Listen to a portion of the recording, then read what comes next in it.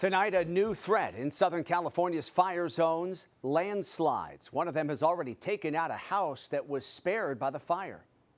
Both areas suffered watershed damage, burned to such a significance that we expect massive debris laden flows when it rains.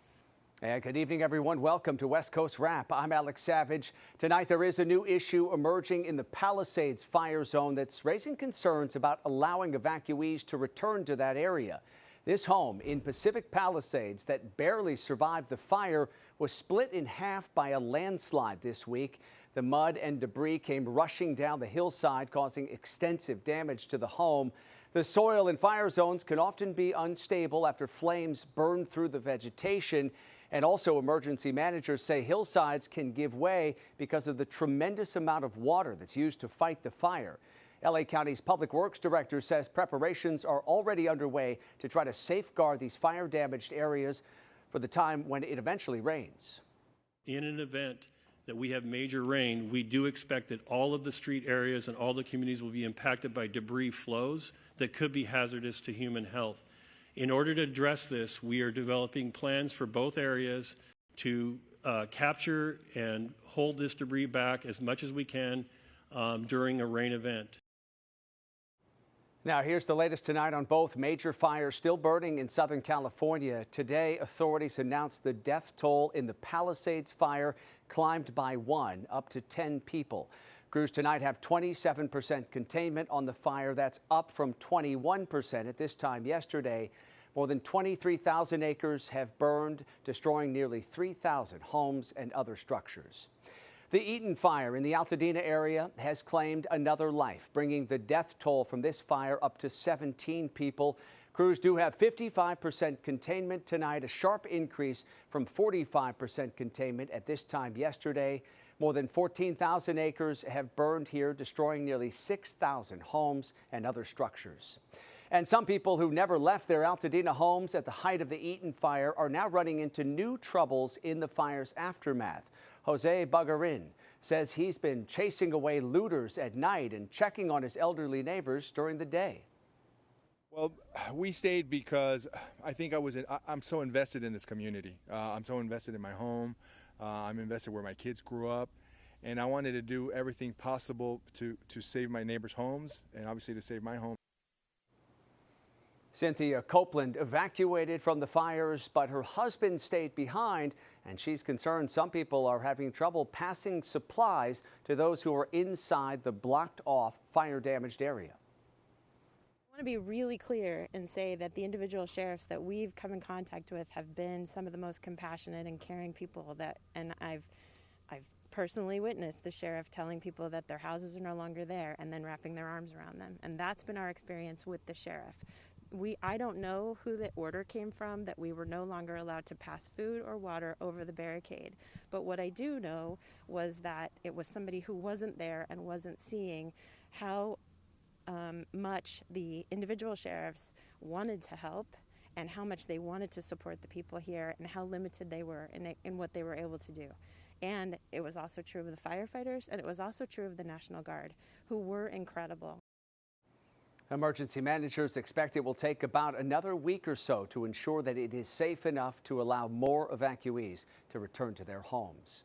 And authorities are asking fire victims with access to their homes not to clean up or remove fire debris until a hazardous materials inspection can be completed by government officials. Fox's Sunny Side traveled with one family to their burned out home in Pacific Palisades, and they could only look at the devastation. Oh my gosh, this is us. Yeah, that's our fence. That's our this one right home. Yeah, that's our basketball net over there. This week would have been exactly 9 years since Casey Sobani and his family moved into their dream Palisades home. You built this home from the ground up. From the ground up. On January 7th, Sobani and his family left their home, not thinking it would be the last time. You hope it doesn't happen to you, you think it won't happen to you, and it happened. Standing on top of a pile of ash and metal that used to be his home brings him back to the scary moments he and his family raced to get out. I was terrified. I couldn't be sure that we would make it out. So I just had to get back and make sure that, most importantly, the family is safe. But it didn't all set in until they came back here. Because it's one thing to see pictures of your house that is rocks now, but it's another thing to actually see the house in rocks and glass and shards of wood. And they lost more than a place to live. It's a community that was lost as well, you know. It's school. It's being able to walk from my house to school. It's being able to walk from my house to Ralph's. Losing their home was heart-wrenching, but Sobani says it's an opportunity to grow stronger together. Being here, on one hand, it's conflicting emotions because it's devastating. Your heart is broken. Everything you poured your heart and soul into to build is gone. But it's also inspirational, and you see an opportunity, hopefully with the support of a community, to be put in a position where we can build this back and make it a shining testament to resilience. And that was Fox's Sunny Side reporting tonight. Earlier this week, Los Angeles Mayor Karen Bass issued an executive order intended to spur the rebuilding process. Some of what that order does is to expedite the building permit process as well as the inspection process. Well, those strong winds have backed off across Southern California, at least for the time being. These are live EarthCam images showing us the conditions in Santa Monica here. This is the pier right along the water, just a few miles away from Pacific Palisades, where that fire burned. For more, let's bring in KTVU meteorologist Mark Tamayo, who's tracking the return of stronger winds, but not till next week, Mark. Yeah, not till next week. In fact, in the short term, Alex, we could be talking about the return of some fog in quite some time. It's been a while, so the fog will help out the fire crews, especially out toward the Palisades fire here. So no more red flag warnings. The last one expired 3 o'clock this afternoon. We'll show you some of the current wind reports in Southern California, and a nice development here. Lots of single digits to report this evening. As we check out one particular forecast model, we're showing you the relative humidity, and this is a very good sign that the fog will be increasing, the moisture levels definitely going up. So this is tomorrow morning, 6 o'clock. When you get the overnight recovery with the humidity, that is a huge bonus for the firefight, and that'll be happening overnight tonight. And then still, we're going to hold on to some moisture in the air throughout the day tomorrow on your Friday. So here's a look at the wind forecast model, as you can see here, and the wind's not too bad here. A little bit of a breeze, but you'll notice maybe still a bit of a breeze into the afternoon hours, but still an overall, it's a positive forecast for tomorrow. Eventually into next week, though, by maybe late Monday into Tuesday, those winds could be ramping up from the north and east. That potentially could be another Santa Ana wind event for Southern California, maybe even for Northern California. Those offshore winds could be developing. So a lot of details we still have to iron out, but that could be a concern into next week. This was Los Angeles today, showing you a bit of some haze in the sky, temperature of 69 degrees. In the San Francisco Bay Area, lots of sunshine after a cold start this morning. Some mild readings this afternoon, lower 60s. And then in Seattle, lots of clouds, some stubborn cloud cover into the afternoon hours. And another cool day, another day with temperatures in the lower 40s. So here's the satellite and the radars. You can see here a few clouds moving. In fact, the clouds moving into the Pacific Northwest over the past few hours. And then down in Southern California, it is just kind of a sun cloud mix. And we're going to hold on to some more clouds as we do move into it tomorrow. So here is the plan for your Friday. Mixture of sun and clouds for Seattle, temperatures mainly in the 40s. Partly sunny for San Francisco, lower 50s, and then maybe still some smoke and some haze, obviously with the fire activity burning down in Southern California. And then the possibility of some snowfall out toward the Denver area. In fact, they could be talking about some more snow into a Saturday as well. So here is as we show you the projections with the cloud cover throughout the day on your Friday, and then into Saturday. Once again, no major storms. Here's that snow developing out toward Denver into the weekend, but still no major storms to move into the West Coast, and no rainfall for the fire zones in Southern California. So here's the forecast over the next 3 days, including your weekend. In Seattle, they have the clouds for tomorrow. Temperatures mainly in the lower 40s. San Francisco definitely cooling off in the 50s. Los Angeles in the 60s. And it looks like the most active weather will be out toward the Rockies. In Denver, it could be talking about some more snowfall and a significant cool down as we head into the weekend. So some snowfall showing up, and then still keep an eye on those winds in Southern California, especially into next week. Yeah, some chilly temperatures out there in Colorado for sure. Okay, Mark, thank you. Well, all across the West, many people are looking at ways to try to safeguard their homes from wildfires. Fox 10's Lindsay Regas is in Arizona tonight with more on one man who's helping neighbors create defensible space around their houses. Cutting down on brush is the first step to cutting down on wildfires. That's where landscapers like Christopher Effort step in. Tuesday evening, Christopher Effort with Exclusive Deals Tree Services got to work. We're trying to get rid of brush around your home, brush in empty lots. There's a lot of different areas in the valley that have just dead brush that's fuel for the fire, just ready for someone to flick a cigarette or a chain to spark. Effort began offering this service right after the Los Angeles wildfires burned thousands of homes. I know Arizona has wildfires, and I have family in California as well, and I couldn't imagine that happening here. And one of my family members, they were going to move into another house. It burnt down in that fire. They were going to move in this month, but it burnt down in that fire. So I'm like, wow, what can we do here in Arizona to try to prevent that same thing from happening? The Arizona Department of Forestry and Fire Management says crews are working fires daily in the state. The biggest one currently is the Horton fire in Payson. We do know that there are areas that are just completely dry that have been untouched by fire over the last couple of years. So that's where we could see, the priority areas, so to speak, when we're pre-positioning crews.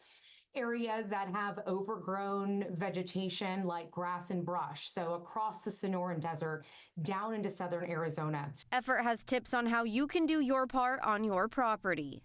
You want to get these little debris just cut off. Generally within 30 feet of your home, you want to have a clear area of no brush around your house. The trees, you want to make sure that your trees are trimmed and not overgrown on top of your house as well. The goal is to keep a potential fire low to the ground and away from any reaching trees that could turn it into a bigger fire.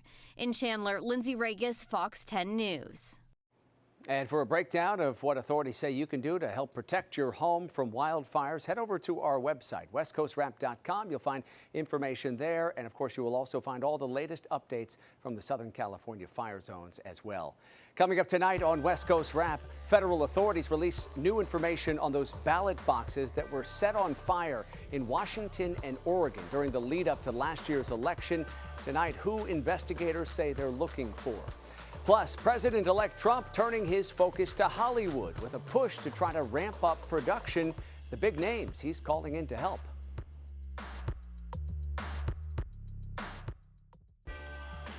Tonight, the FBI is releasing new information on 3 ballot box fires in Oregon and Washington during the 2024 election cycle.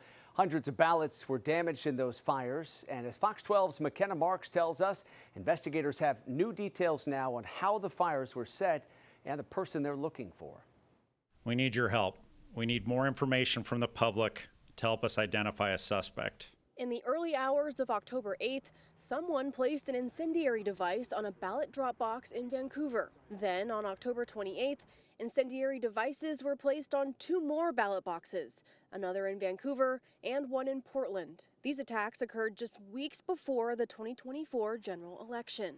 Just a handful of ballots were damaged in Portland, but hundreds of ballots were destroyed in Vancouver. Ahead of the February 11th special election in Clark County, the elections office tells me its ballot boxes will be equipped with these new fire suppression devices. The system in use during the ballot box fires failed to prevent hundreds of ballots from being destroyed. During Thursday's news conference, the FBI confirmed that the suspect used thermite inside the incendiary devices used to start the October ballot box fires. Thermite devices are composed of metal shavings and iron oxide.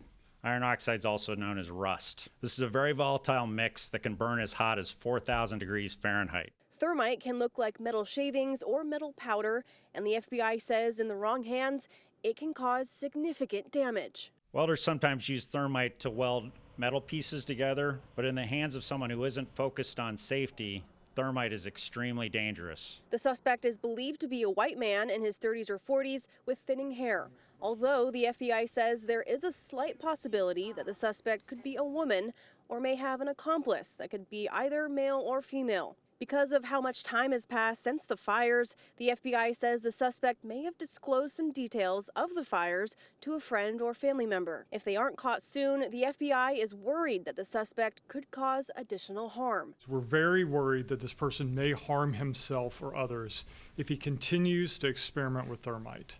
We can't stress that enough. The FBI is encouraging the public to reach out if they know someone who may have a strange admiration for the person responsible for the fires, someone who has been following this case too closely, or someone who has been storing or extensively researching thermite. The FBI also believes the suspect may have recently disposed of or stopped driving a black or gray Volvo S60 with a light-colored interior. The FBI is offering up to a $25,000 reward for information that leads to the identification, arrest, and conviction of the person responsible for these ballot box fires. Crime Stoppers for Oregon is offering a separate $2,500 reward on behalf of Portland police. Law enforcement is encouraging anyone with information, no matter how small you think it may be, to come forward. In Northeast Portland, McKenna Marks, Fox 12 Oregon. An experienced backcountry skier is dead tonight after getting caught in an avalanche in Colorado. The man's wife found him buried under snow last week on Red Mountain Pass. Authorities say she went looking for him after he missed a check-in call. Authorities say the woman knew where her husband was skiing and then used a transceiver to find him. Then she started digging and yelling for help until rescue teams arrived to help her find her husband. More financial help arrived today for one community in Monterey County, California that's still recovering from a massive flood in 2023. The community of Pajaro has just under 3,000 people, and 88% of residents primarily speak Spanish. Some residents say just accessing all of the various government programs has been part of the recovery challenge. The U.S. Department of Agriculture is giving Monterey County $4 million to help rebuild the community's sewage system, which was badly damaged by that broken levee and the resulting flood. This isn't really just about fixing pipes. It's also it's an issue of equity for a community that's been facing a lot of neglect. Monterey County was given $20 million by the state for direct disaster relief for both infrastructure improvements and direct financial aid. A coalition of Washington-based immigrant and human rights organizations are calling on elected officials and community leaders to defend all immigrants and refugees, even those with criminal records. During a virtual news conference today, the coalition said it wants protections extended for vulnerable groups in the state. They say that Washington's new governor should show his support for these groups with real action. Bob Ferguson really made it a point during his campaign to differentiate himself about how he was going to be different from Donald Trump. Should he be governor? Now he is governor, so now it's time to prove it. Today's meeting was led by the Northwest Immigrant Rights Project. They say this is not just a political issue, but also a moral one. Coming up tonight on West Coast Wrap, President-elect Trump is recruiting some Hollywood star power, the actors that he's hoping will help to boost TV and film production. Also, foodies in the Seattle area get ready to say goodbye to a beloved burger joint. How they'll still be able to get a taste of Burger Master even when the doors at this location close. Hawaii's Kilauea volcano has roared back to life. This was the scene at the volcano today, where it's been erupting for the second straight day. Kilauea is one of the world's most active volcanoes. It's been erupting on and off since last month. President-elect Trump says he's putting together a team of celebrities who will help him make Hollywood, quote, bigger, better, and stronger. He's named actors Mel Gibson, Jon Voight, and Sylvester Stallone as special ambassadors. He says they will be his eyes and ears in the hub of entertainment production. It's unclear what exactly Gibson, Voight, and Stallone will be doing to try to spur more TV and filmmaking production in the U.S. Their representatives have not yet commented on these new roles. U.S. film and television production has been hampered, though, in recent years. Some of the setbacks include temporary shutdowns during the pandemic, union strikes, and the recent Southern California wildfires. According to the production intelligence platform ProdPro, TV and film production here in the U.S. is down about 26% since 2021. Justin Baldoni, the director of It Ends With Us, is now suing Blake Lively and Ryan Reynolds for defamation. This is just the latest chapter in an ongoing legal feud after Lively filed a complaint accusing Baldoni of sexual harassment.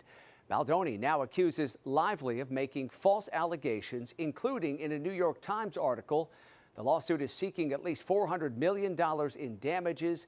Neither Lively nor Reynolds have responded as of yet to that suit.